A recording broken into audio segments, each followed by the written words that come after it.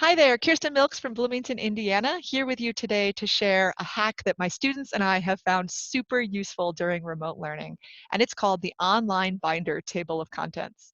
So you know how students, when they do digital work, often submit it to your learning management system and then it just disappears, right? It's really hard for students to go back and look at all of their work for a unit in one place as they study or take an open notes assessment or use their work and build on it. In my classroom, we do a lot of work with paper still because paper is what helps people learn things often. And so they build a paper resource and a lab notebook, a binder that helps them organize their work. But in the digital world, I still wanted people to be able to write on paper. I wanted them to keep their work organized, and I wanted them to be able to use their work later on. Enter the Online Binder Table of Contents.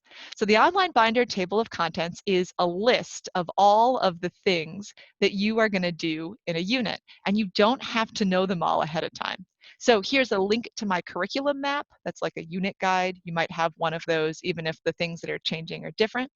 Students make a copy of this document and then they link their own work into this doc.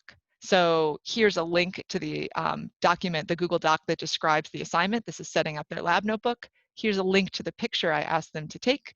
Are they turning it into Canvas? They are. So let me show you what a student's looks like. I have to move my window a tiny bit because I can't see anything. You know how it is. So here we go.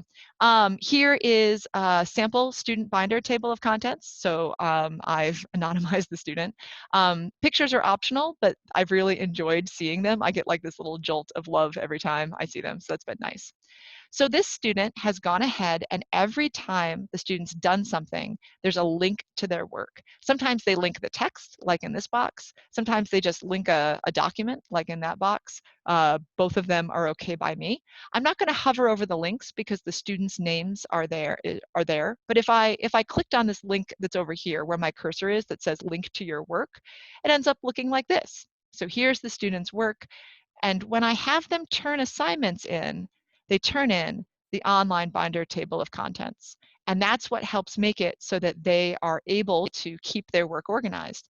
Now, if an assignment comes in and it's not in that Online Binder Table of Contents, well, I just say, oh, hey, how's it going? I need you to resubmit by linking to your table of contents. It took some learning for all of us, but right now, even my introductory students, almost everybody is able to submit the binder link again and again and again. One more thing, the really cool thing about this document is that you don't actually need to know the details of what you're going to be doing later in the unit, right? We're all learning what's working in this new system, whatever it may be in your classroom for remote learning, hybrid learning, mask to mask, social distancing learning.